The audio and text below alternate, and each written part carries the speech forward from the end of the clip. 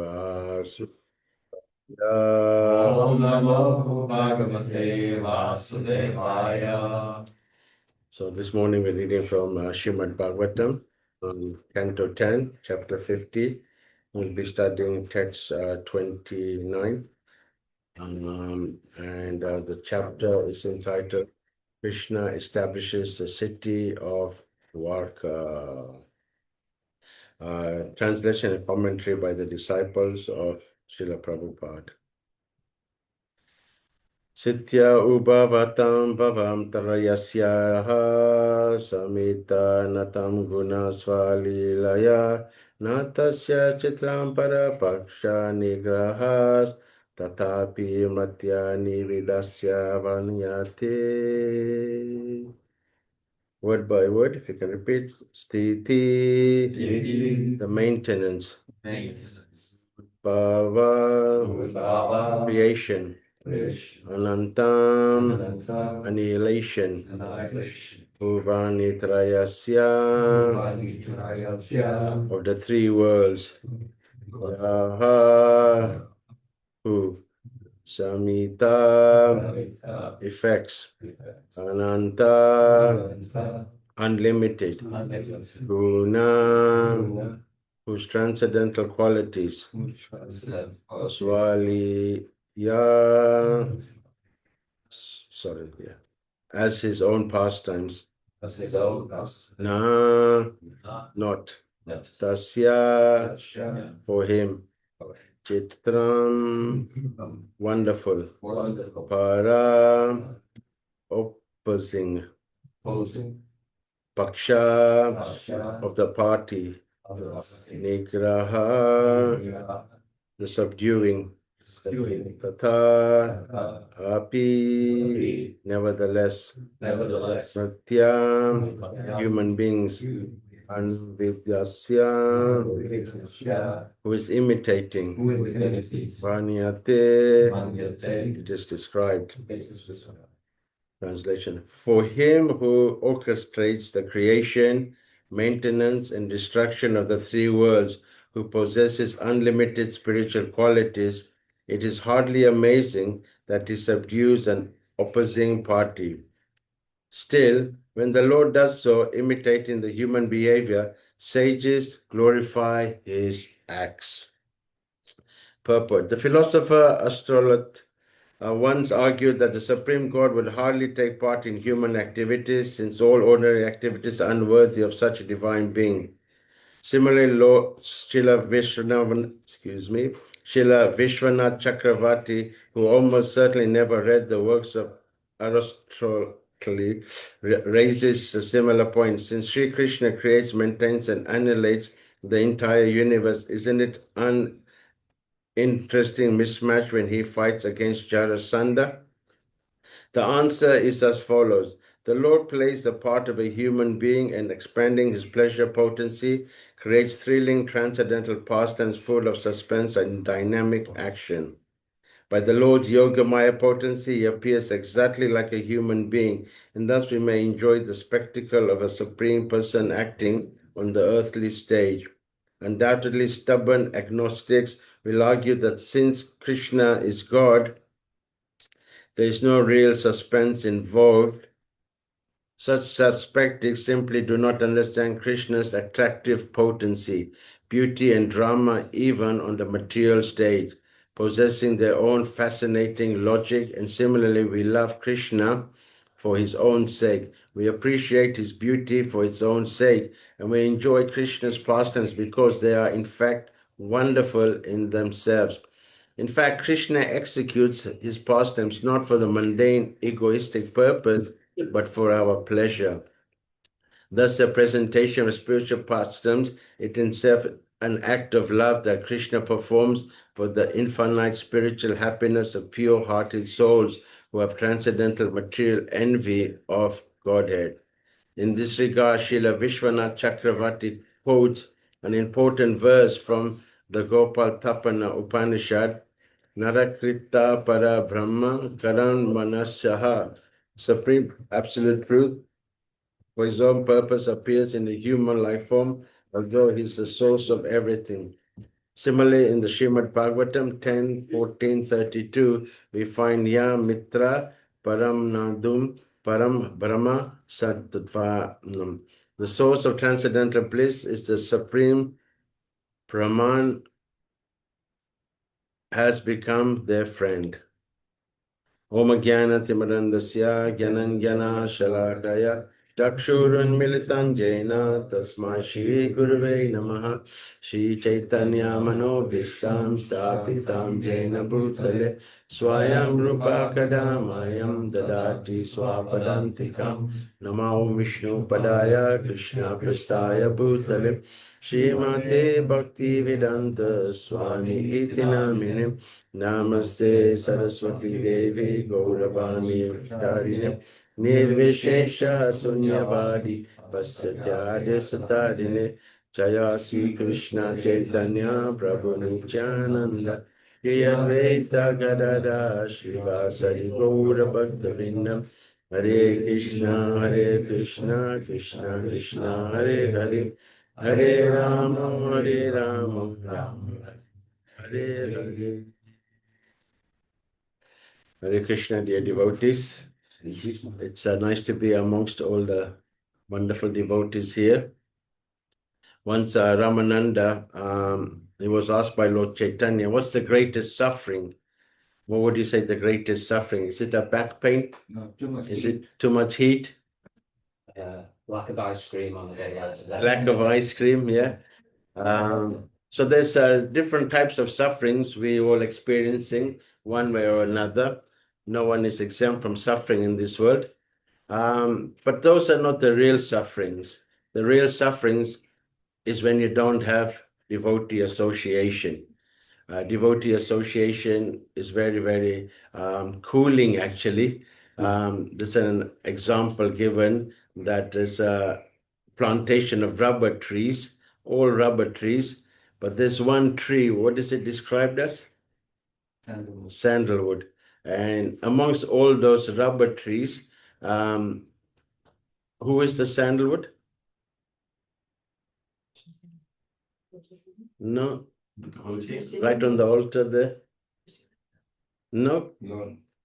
Prahlad Maharaj. Yeah, so all the rubber trees are the deities, all the demonic people over there. But it's explaining that even though it's a rubber tree, the aroma that comes from the sandalwood tree, it overtakes all the rubbery smell, and then you feel, even though it's only one sandalwood tree, it has an effect on the whole, and it all smells very. So that's what the devotees are like. Um, um, when Magrari was visited by Narada Muni, and he took his friend with him, and then he was a little bit surprised to see this demoniac person, Magrari. He had transformed himself. You all know this pastime, isn't it? Yeah. So, sometimes people go hunting, fox hunting, killing, deer hunting, things like that. But this guy had a twist to his story that he liked to twist the arrows inside the animals and cause immense suffering. And he got great joy in that. And then the touchstone, like Narada Muni, came in his presence after association, after giving a little vision of what he's going to become. Then he transformed himself. He gave everything up.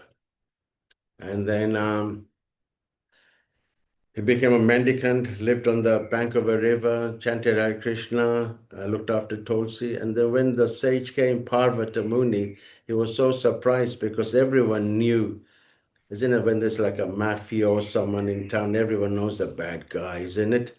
Al Capone, they know who he is, the Cray twins, So everyone knows who the bad guys are. So Magrari was known amongst the people that he was the dude you don't want to mess around with. So when Parvati saw him changed, he said, Narada Muni, you're just like a touchstone. Whatever you touch, you transform into something very, very unique. Anyway, back to here. So a little recap. We all like a little recap, isn't it? Just to know where we are in the Srimad Bhagavatam. There's so many. How many verses are there? 18,000. So yeah, just to know which verse we're on and what part of the pastime. So do a little recap. So Yuda Dharmasya, meaning, Whenever and wherever the decline in belief practice. which is where the purport is telling about Krishna having different pastimes, and he comes down here to establish dharma. There's two principal reasons why he comes: dharma stapanaya and sadhunam, yeah, to protect the devotees. So the devotees were being harassed. And who are those devotees? Vasudev and Devaki. So Krishna was living in Vrindavan. He was very, very happy in a very, very peaceful place over there, surrounded by so much love. But in the back of his mind, Krishna wanted to go and free his parents who were in the custody of Kamsa's tyrannical rule. So then Krishna goes to Mathura, and then he dethrones, kills Jarasandha. He establishes Ugrasena as the king, because the king has to be Dharma Raj. So Dharma has been established by Ugrasena. Mother and father is released. So seemingly everything seems okay. But is everything okay? So when you kill a demon, then what do demonic people have? They have other demoniac kings, friends, relatives. I don't know about you guys. I always used to watch these westerns when I was a kid, isn't it? And then the bad guy would come and shoot him up, you know, and then, and he would just be causing havoc. And there was always one little kid in the corner there just watching the whole thing. Probably his parents been murdered by the bad guy. And eventually that little innocent guy, what would he become? The hero. The hero. He'll become the man, and he would be practicing on a six-shooter. And then the film be all about tracking that guy. And then he would say, do you remember me? He made this mark on me. Yeah, I'm the same guy. So he had some allies. Jarasandha was one of them. And then when your friends are killed or humiliated, then you sometimes stick up for your friends. Do you stick up for your friend, Venu, or not? You just, no. With friends like you, who needs enemies? Yeah. So generally, friends kind of stick up for each other. So Jarasandha was thinking, yeah, I want to stick up for Kamsa. So then what does he do? Krishna's established Ugrasena in Mathura. Then he comes and he attacks Mathura. And he's got a vast army. And then he's constantly, trying to defeat Krishna. But each time, can anyone defeat Krishna? Do you want to have a go trying to defeat Krishna? You might have better luck than Jarasandha. No? We might support you. So no, he didn't have any luck, So sometimes if you get defeated, there's two things you can do. What are the two things you can do if you get defeated? Accept it gracefully. Accept it gracefully. And what's the other thing? Try again. If you fail the first time, try again. Unfortunately, Jarasandha, even though he saw the most incredible feat of how his whole army was defeated, I mean, it must have been a wonder to see Krishna perform his amazing feat with Balaram fighting, They always get very, very excited, I used to love those adventure kind of films, swashbuckling films, some guy with a bow and arrow. So you can imagine it must have been quite an amazing feat seeing Krishna fighting. But still, somehow or another, he wasn't deterred. So then he goes home all defeated with the tail between his leg. Then he goes and what does he do? Then he starts to gather another army and then things like that. Then he builds his army. Then he comes again. Hey, charge, And then Krishna Bala said, oh, here we go again, this guy, You need to just teach him a lesson again, another, And then he is all defeated, And you can just imagine Krishna Balaram on top of the castle and they're just having a bit of a laugh and a giggle. And that guy's over there going bright red, boop, boop, boop, boop, oh God, not again. But still, again, he didn't accept defeat. So then he kind of decides, okay, let's just go back here, another army. This time I'll do it. Oh, yeah. Have you ever had that film? This time, if you play some arcade games in it down here, I don't know if you guys go play Sneak Out and Jump at time and play a few arcade games or not. And then you get defeated in the Space Invader. Oh, I know. Okay, one more time. Oh, one more time. I'll do it this time, So then he had that kind of thing, mentality. One more time, one more time.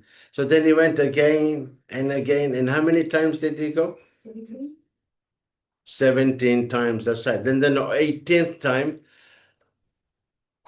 Krishna and Balaram thought, oh, this is getting a little bit out of hand now, It was a bit of a laugh the first time. It was a bit of a joke the second time.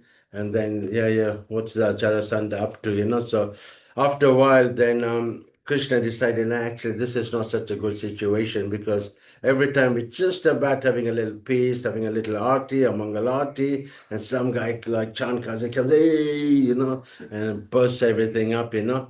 So Krishna known as Bhakta Vatsala. Anyone know what Bhakta Vatsala means? Devotees.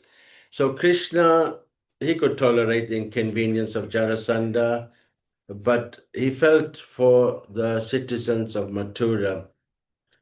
So then Krishna had an interesting kind of situation that he was thinking, I want to protect all the residents of Mathura. Where should I go? What should I do? Then him and Balaram had a little talk, a little chit chat, and they decided that they want to go and establish a new place. So that's the chapter entitled here. Krishna establishes the city of Dwarka. So I don't know if you know geographically where Dwarka is. Do you know where Dwarka is? So India's like a V shape, isn't it? Going like that, yeah. So then you got Vrindavan in the north kind of part. You got Mayapur in the far kind of east side, and then if you go to the other side, up along the line of Mumbai, in a holy place called Gujarat. Anyone from Gujarat? Are you from Gujarat? No, okay. Next birth, yeah. And then Gujarat, if you go there, it's a very nice place. Anyone been to Gujarat?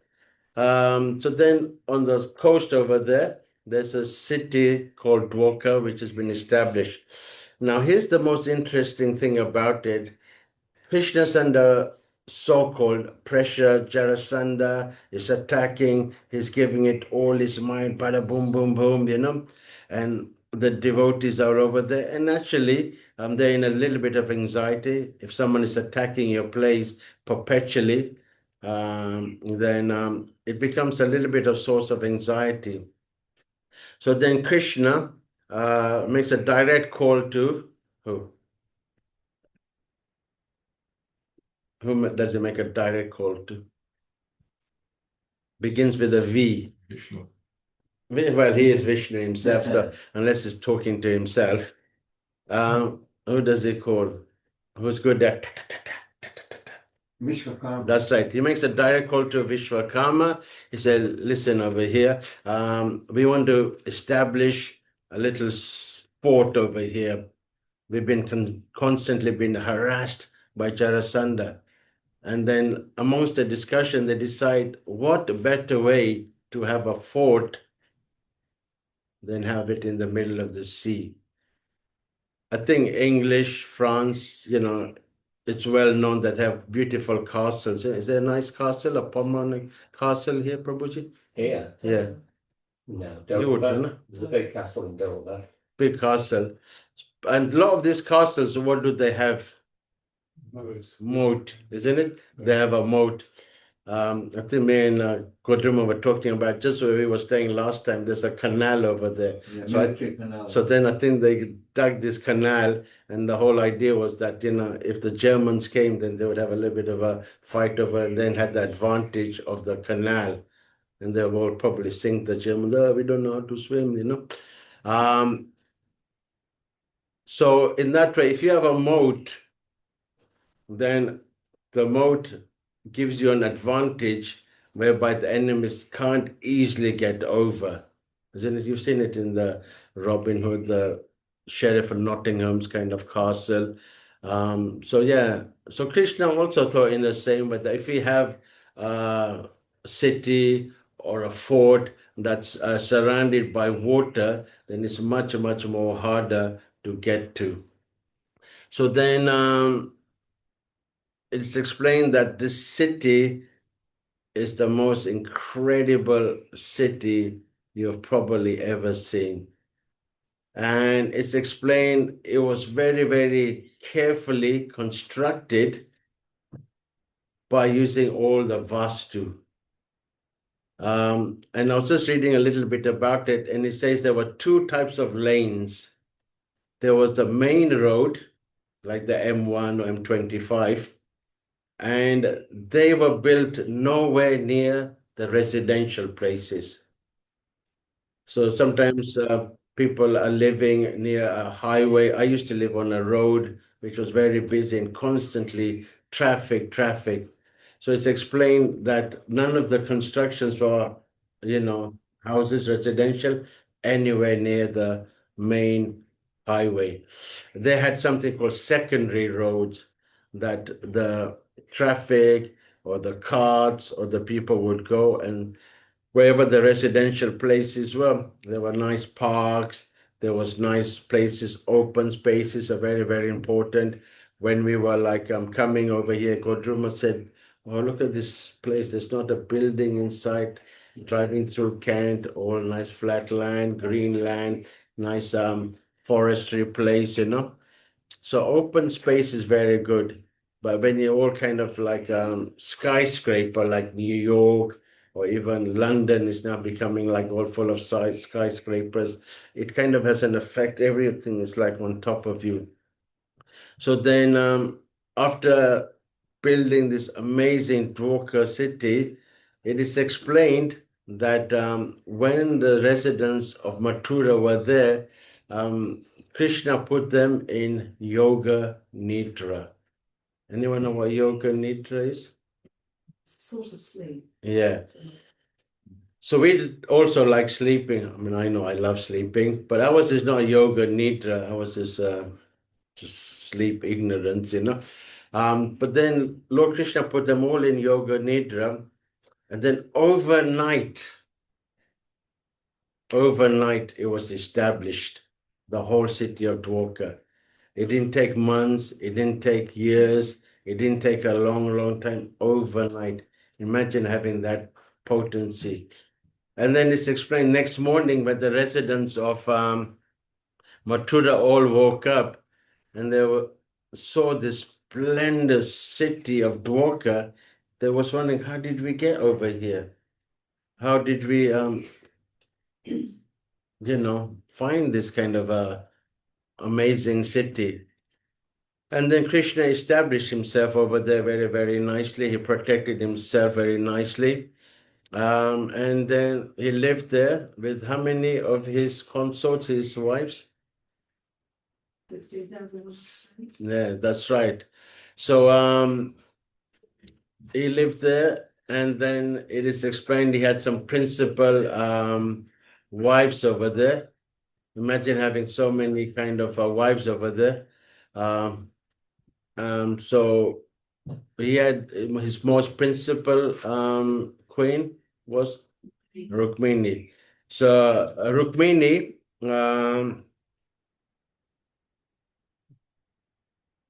is an amazing queen. A little bit history. Is that okay? I'm sure you know it, but it's good to, like you say. What did I say at the beginning? It's good to. No one's listening. Oh, Yes. recap. Yeah, it's good to recap. So Rukmini was Bhishmaka's daughter, and she was meant to marry Shishupal. So Rukmini's brother is Rukmi. So Rukmi and Shishupal, Rukma, sorry, was supposed wanted to marry with the inner circle. Shishupal, Jarasandha, they were all like friends, But Rukmini, it is explained that she actually never ever even saw Krishna. But how did she get attracted to Krishna? Shravanam. Imagine the power of Shravanam. So in the purport, it's explaining about all these different activities of Krishna, his pastimes, his wondrous activities, what he looks like, really beautiful curly hair, lotus eyes, Once there was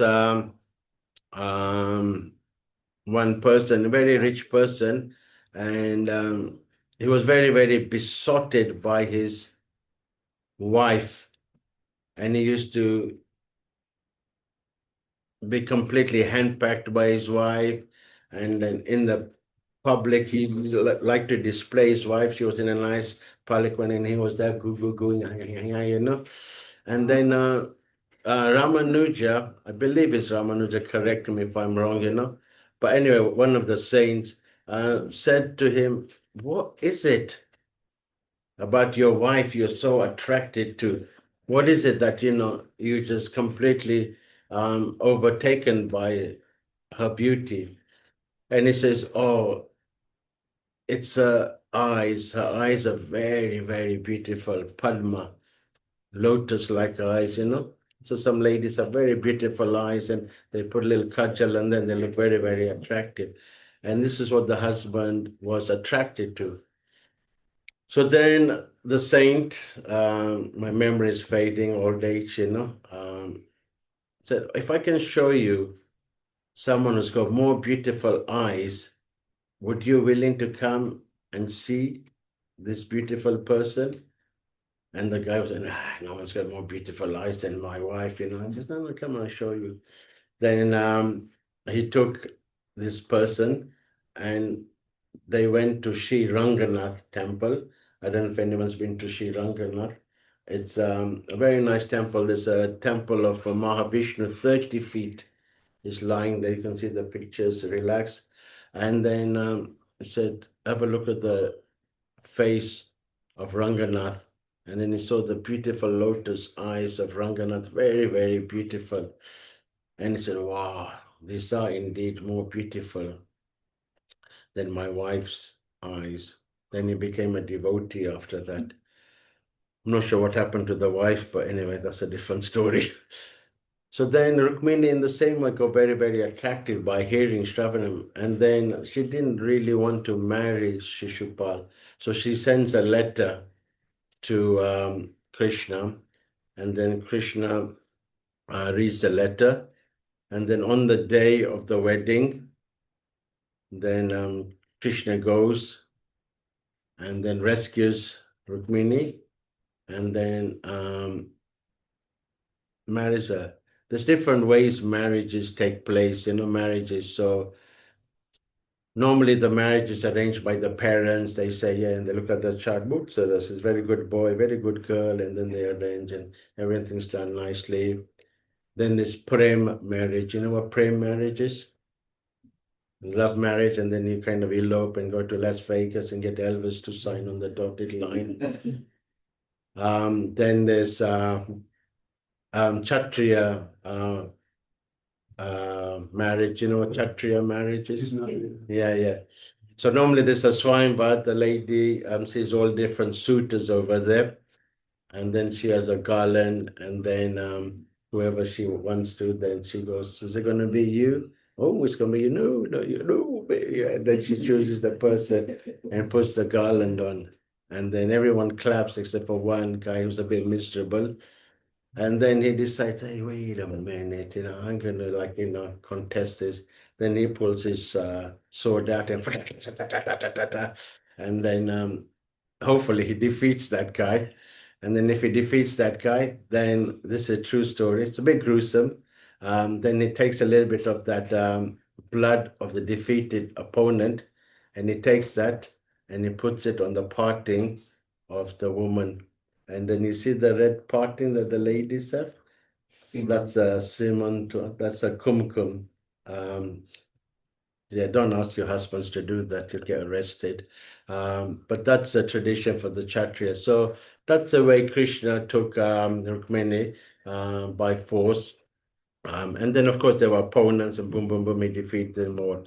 So that's Rukmini, and then she was the prime, topmost queen of Krishna. And then who do we have after that? Anyone remember?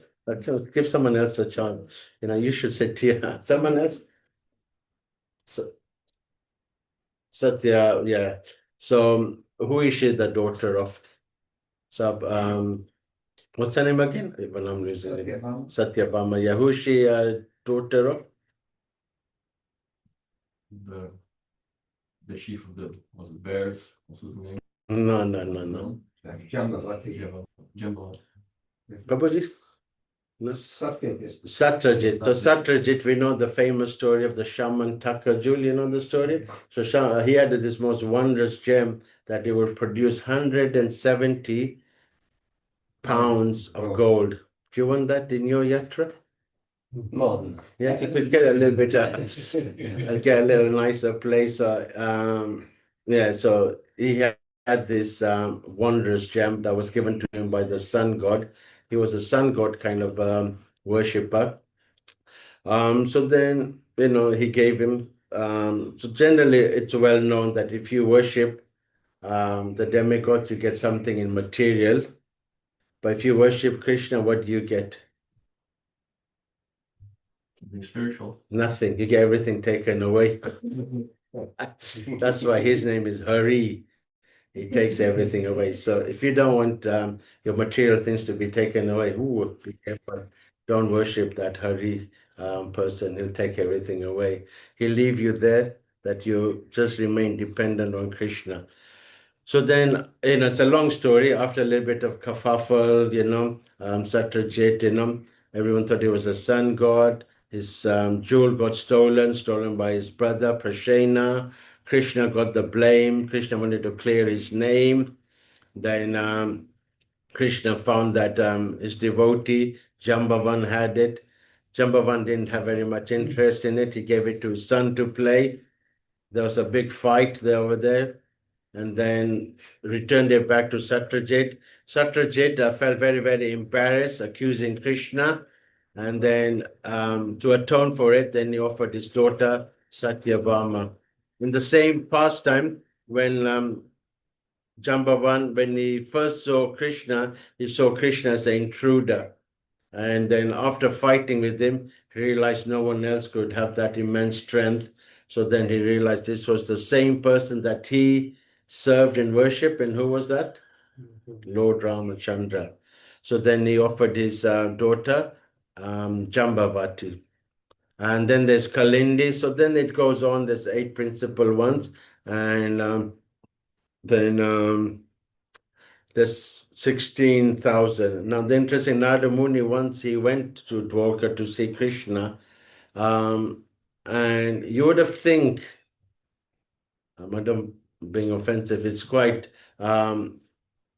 you have to know how to look after your wife, treat her very nicely, household duties, So you imagine trying to balance 16,000 of them, probably a quite tough task. So Narada Muni then he went to one of the palaces and he saw Krishna there engaging with his sons as well. Then he went to another palace. Then he saw Krishna engaging with his wife.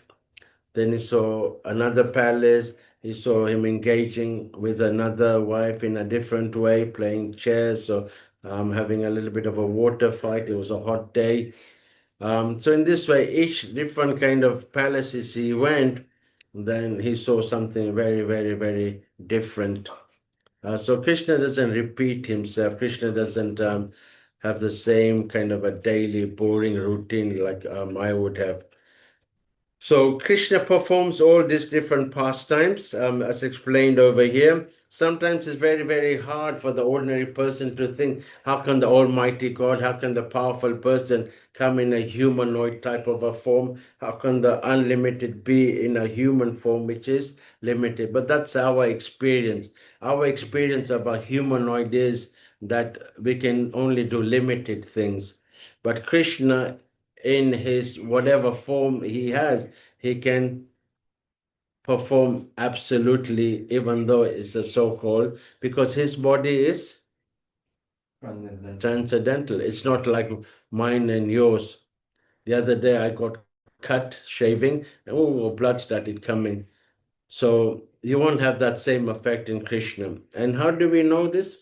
Well, when Krishna was sitting on the lap of Mother Yasoda, all the other coward boys, they were like all complaining, oh, Krishna, he's eating dirt, and then Balaram particularly, because I think they had a bit of an argument. So then he was being a bit of a tail titch, Balaram, and then he says, oh, Krishna's like I'm eating kind of mud, and then of course eating mud is not the best thing, Then you should have said, oh, we got nice food stuff, we got butter, we got nice sandesh, barfi, rasgullas, samosas. Why would you eat dirt, And then Krishna was saying, oh, actually, mom, Balaram and those guys are just pick on me.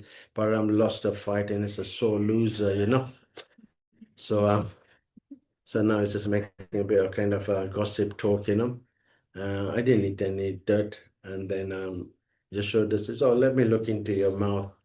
And then Yashoda asks Krishna to open the mouth, and Krishna opens the mouth. Anyone a parent over here? So I'm a parent. I've looked into my kid's mouth quite a few times, and I tell you, I've never seen what Yashoda saw. What did Yashoda see, Narayan? The universe. So the whole cosmos. And what was the most interesting, Avenu? What did Mother Yashoda also see in there? Herself. Herself, yeah. Thank you, Prabhuji. She saw herself inside there, looking in the mouth of Krishna, and completely blew her mind. Remember? Now, if this little boy is affected like a humanoid, do you think he would be able to have that kind of ability? No. So we can see whatever Krishna does, he has this extraordinary activities he does. So it is says that what time do we finish? That's up to you, Guru. We can go till 9:30. That's up to you. No, I won't go that long. I'm sure you guys have, but the other day we were at seminar with Keshav Mai said Radhanath Maharaj went for 6 hours in the class, Should we do a 6 hour? So who likes circuses? When we were just driving here, we saw some people erecting a circus. Do you like circus? Did you go to a circus when you were a kid? You know what a circus is? Did you go to a circus? So when I was a kid, circus was a very exciting kind of a thing. You see the people putting it up, and then you go there, you see all different kinds of acts and acrobats, And then, Clowns, yeah. And then it winds up, then they put it away, and then what do? Go to the next town. So this explained Krishna is like that. He's like a stage actor. And like a stage actor, what do? They put different outfits, different costumes, and in this way they enact a pastime, and then we get enthralled by it, Romeo and Juliet, or whatever, Hamlet, or whatever it may be, and then we get mesmerized by it. So Krishna performs his pastimes, and then we get attracted to it. The first book, what was the first book that you read? No idea. What was the first book that you read? Journey to Other Planets. What was the first book? Wait, Krishna consciousness? Yeah. I'm not talking about the Reader's Digest. Prabhuji Coming back. coming back. So the first book I read was Krishna book. I was about 10, 11. We used to have Krishna kind of classes with my older brother. And I used to be so amazed by the different pastimes, wonderful Krishna, protecting the devotees, sucking the fire, lifting Govardhan hill, so all these pastimes, we all like adventures, in it. We all like stories, the novels, we read them, but they're all just mundane novels, they don't have like anything beneficial. But when you read Krishna's pastimes, they're utsahan, they uplift you, they make you happy.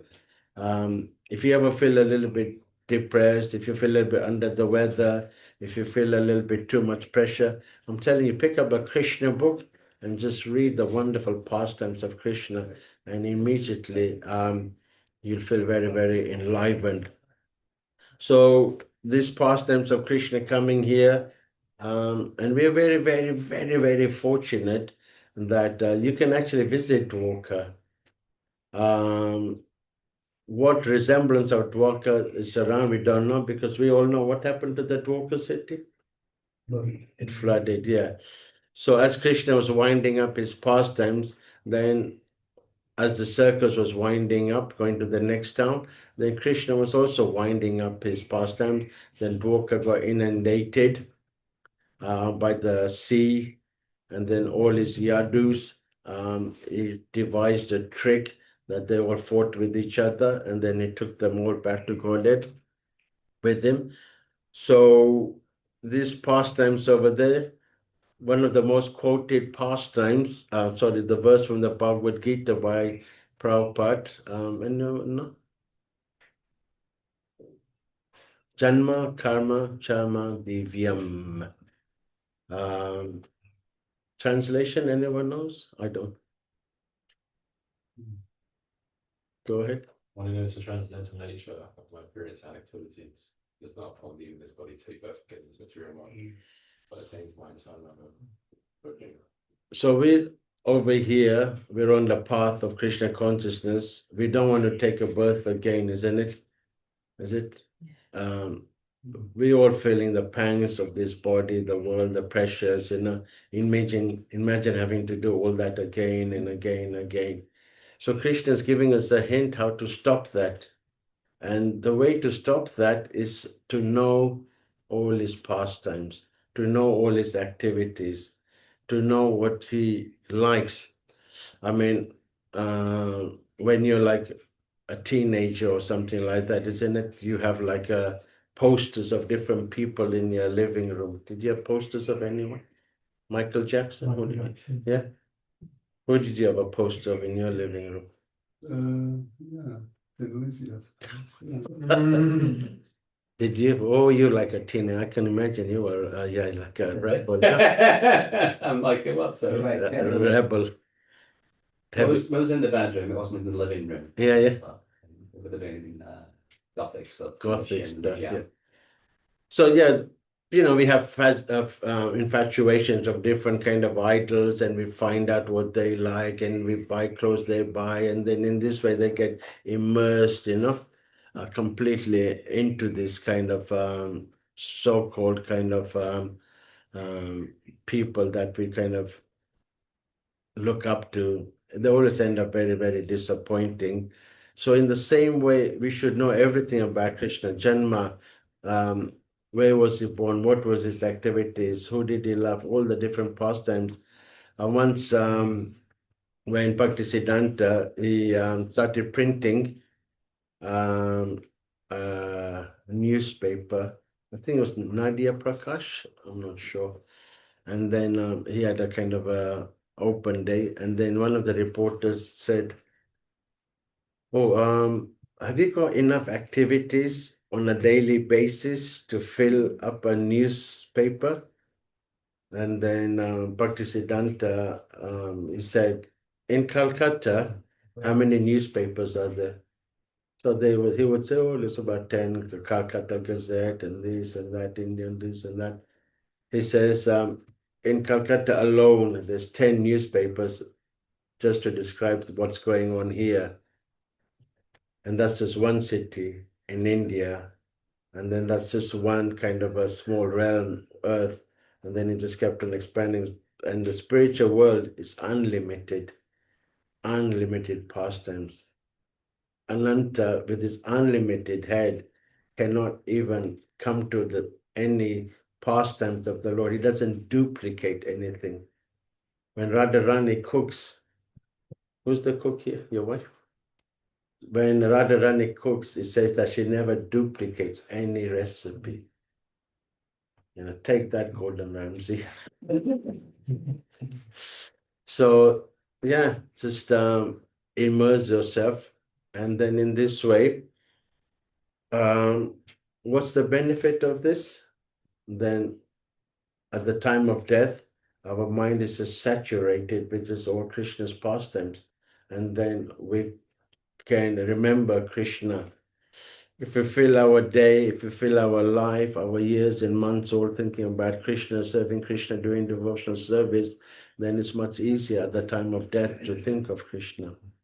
Sometimes me and Godruma, we used to go knocking door to door, and then we tried to explain to Krishna. I mean, we were just young boys, we never know what we were talking about, but we knew Krishna was the goal of life. And then they will always get a classical kind of a reply when we ask them to take Krishna consciousness or read the Bhagavad Gita. What was the classical reply? No time. No time. When I get a little bit older. At the moment, I got to do this, I got to do that, But then when I get older, then I'll do it. But actually, in reality, even when we get older, we won't really do it because all our time we've just used just to enjoy. My brother recently, he retired. He got a really good pension. He could be laughing to Bahamas and retire and just have a nice pina colada and dip his toes in the sea. But did he want to do that? No. He just wanted to work and work and work. Then after 6 months, he got a job. Then we were trying to encourage him to come do a little service. No, because all his mind was just about accumulating. He couldn't stop. So it's a folly. What's a folly? What does that mean? Not true. Yeah. Ultimately, it's a failure. To think that at the time of death or near the old age that you're able to think about Krishna or get into spiritual activities. The great Saint Prahlad Maharaj, what does he say? At the age of 5, you have to start. From the age of 5, and then in that way, it becomes part of your DNA, part of your consciousness, part of your everyday routine. So next time you stub your toe, what are you going to say? Shoot, or you're going to say Krishna? So if you say Krishna, then you're on the right path. Okay, well, I don't want to carry on. I've got a mouth, as you all noticed. So I'll stop here unless anyone has any questions, comments, queries, complaints. No, I was going to say it's interesting you talk about Dwarka being flooded. Kind of recently, where the last few years they've rediscovered Dwarka underwater. So yeah, the archaeologists they acknowledge that the true Dwarka that's descripted in the scriptures, it's true. Yeah. Because a lot of the time they say it's mythology. Yeah. And you see these things actually. Yeah, you're going to see a documentary, I think it's on YouTube, explaining the scientific facts and reasoning how this actually was there before. Prabhu? So, did Mathura become Dwarka? No, they're separate cities. So Krishna took all his devotees, they went in Dwarka, but Mathura still existed. So Krishna has different kinds of places. So Mathura is one of them, Dwarka is one of them, Ayodhya is another one of them. And then obviously we know Vrindavan, Goloka Vrindavan is there. Mayapur is also there. So yeah, it didn't become, it still remained its own separate entity. Because you just said about the Mathura devotee or the Mathura residents were put into yoga. Maya, Yoga Nidra. When they transported, Yeah, yeah. So mystically they were, yeah, they didn't have to get a shuttle bus, they didn't have to catch a train or catch a Ryanair or anything like that, you know. So mystically they were just like, I remember I was saying they just woke up over there. They just mystically. Krishna is known as Yogeshwar. Yogeshwar means the master of all mystics. When Brahma, when he came after stealing the cowboys, he saw all the cowboys had store all there, completely blew his mind. So Krishna expanded himself exactly identical as all the coward boys. And then afterwards, right in front of them, all the coward boys, what did they become? Yeah, yeah. So Krishna just put them all to sleep and then just transfer them via yoga, Maya, to Dwarka. Anything up from the room? one devotee was saying, he was giving a talk at the man and was saying to the audience, he said, get your face out of Facebook and put your face into Krishna book. Yeah. And you'll get faith, F-A-I-T-H. Yeah.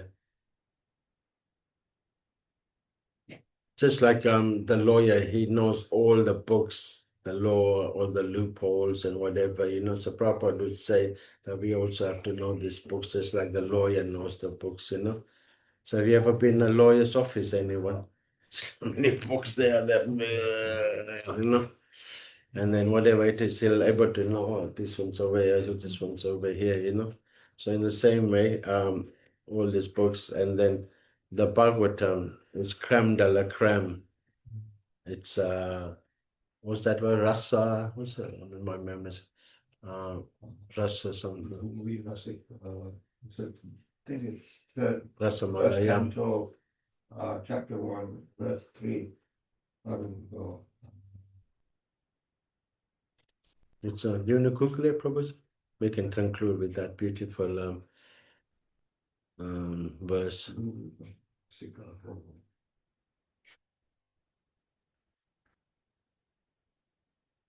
One three, did you say? 113. First canto, chapter 1, verse 3. Give me the first line of the book. Yeah. Yeah, I used to know a lot of slokas before, but gulab jamuns in my brains have taken over now. Canto 1, chapter 1. 113. Yeah, okay, 113.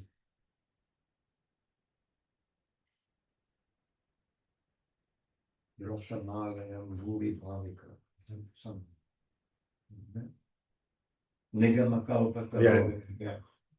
Nigamakalpataro Galipam Palam Tukha Mukha Amrita Draga Samudam Pibata Bhagavatam Rasamalayam Muhur Aho Rasika Bhuvi Bhavika.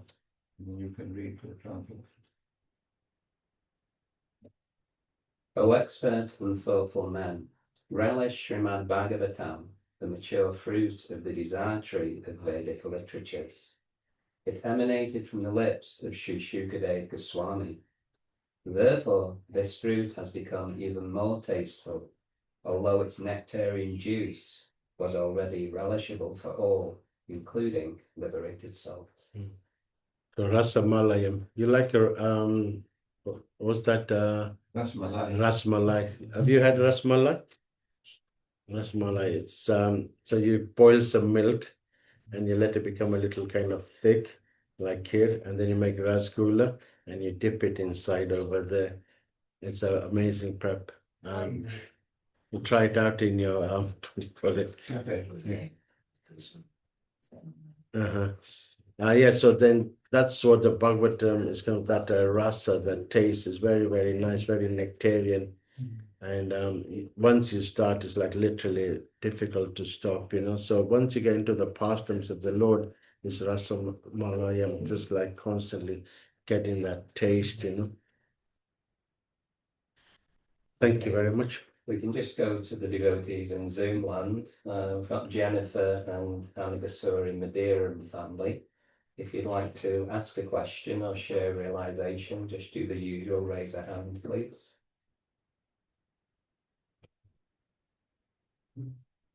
Okay, but thank you for joining us. Prabhu, could I ask something? Just Yeah, sure, but you put me on the spot, embarrass me. Come on. We deeply appreciate your wonderful enthusiasm in Krishna consciousness, and it's very infectious and enlivening.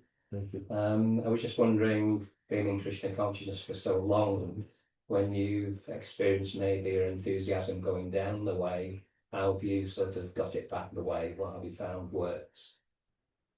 It's a good question. Yeah, one devotee did say, "Oh, Jai Krishna, I've noticed you've been through so many different ups and downs of it. I've experienced all different decades of ISKCON. I was there at the beginning with Prabhupada. I was fortunate enough to see Prabhupada with the early devotees. Then of the history, the little ups and downs. So yeah, sometimes it's difficult. I don't want to make this about myself, but about 3 years ago, I lost everything. My flat was on fire. I completely lost everything. And it was my 60th birthday.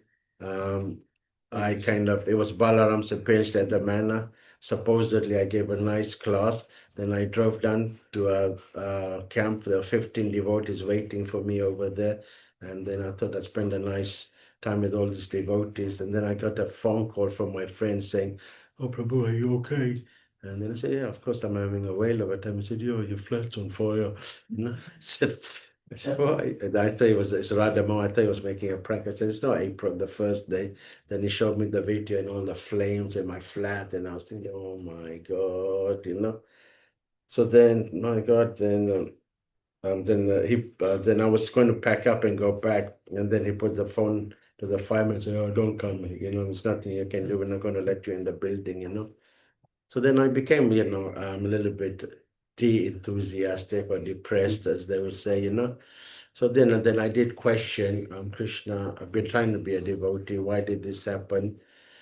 But then, for about 3 months, I was living out of a suitcase. I was, Kodruma very kindly gave me, what do you call it? A rice cooker. Then I was just eating some and then thinking sorry for myself. And I was doing this. You know what this is? The world's smallest violin been played.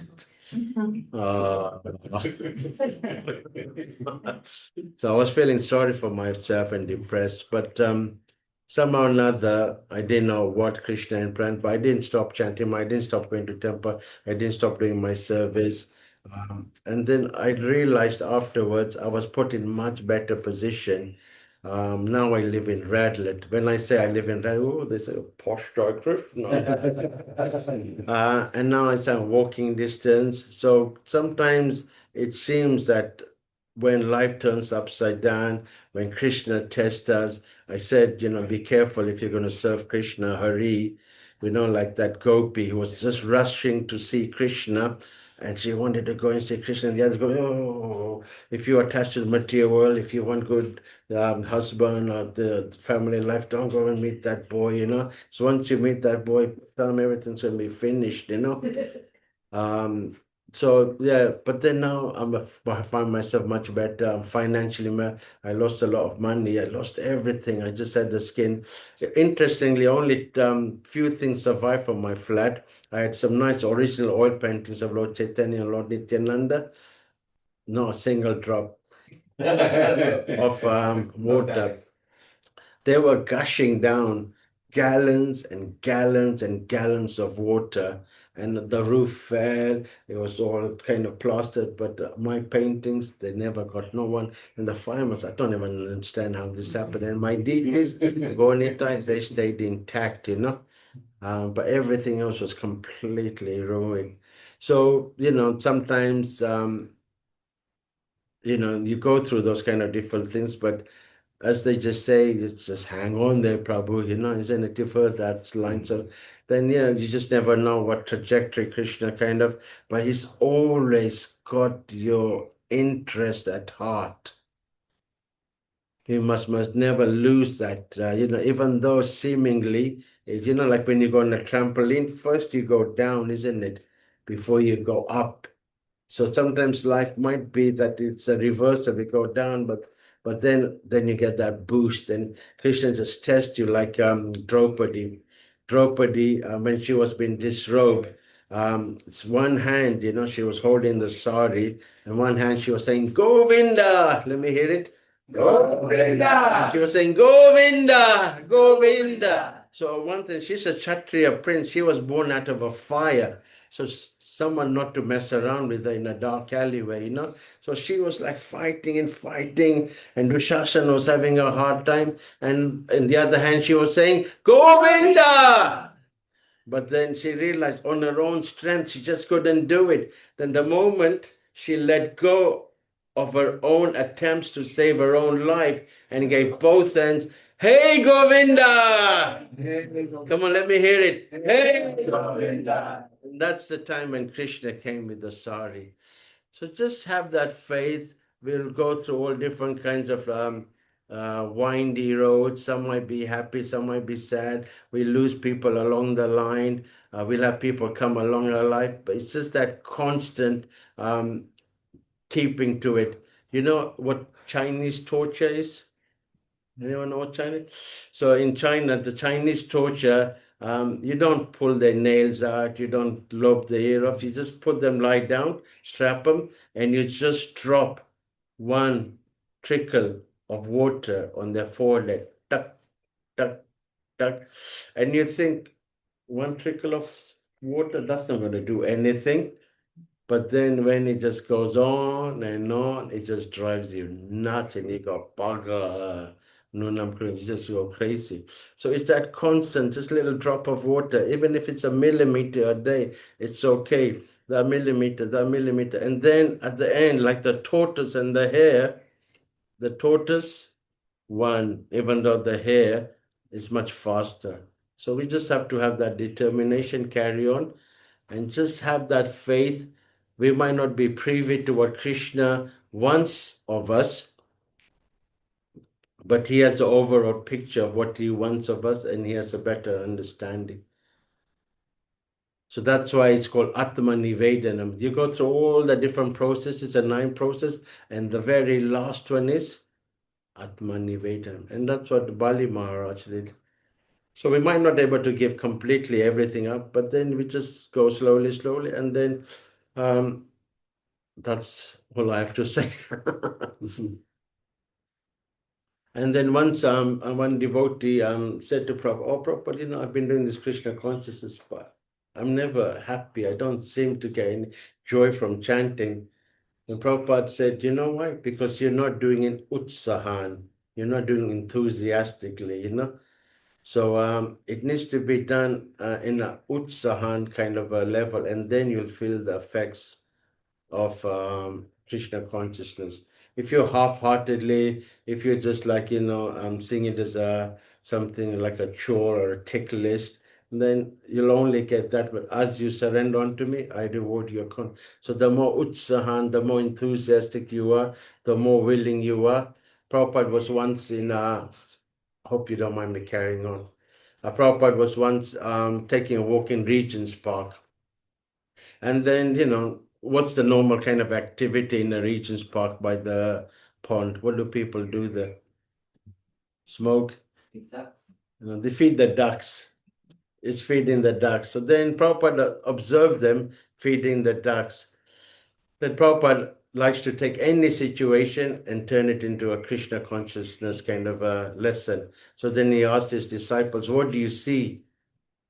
And they said, oh, some people wasting their time feeding the ducks, And then Prabhupada said, no, what do you see? Look carefully. And they couldn't figure it out. So if you look carefully, when the person is throwing the bread or the crumbs of food, there's different types of ducks. There's some ducks, they just eat it straight away. And then you get some tax on the outside circle. Should I or should I not? Should I stay or should I go? Da, da, da. And then you get those who are completely on the mental plane, you know. I don't trust the human beings. They're going to cook me up for dinner or something, you know. Do they get the bread? No. Who gets the bread? Zoom, the one who goes for it. They don't think about it. They're not on the mental plane. Their goal is, I want to get that piece of bread. So what's our goal? We want to get that dust of Krishna's lotus feet. And the way we do it, through the devotees. Thank you. Thank you. Perfect answer, Dhruv. Thank you. Thank so you. much. All right. I think I've wasted enough of your time. And let's engage in a bit of Sarira Vichisha after the fasting yesterday. Yeah? Who did Nirjala yesterday? Anyone? Narayan. Narayan. Yeah, let's give a shout. Yeah. We'll let you be first in the queue, yeah? Unless you want to fast again.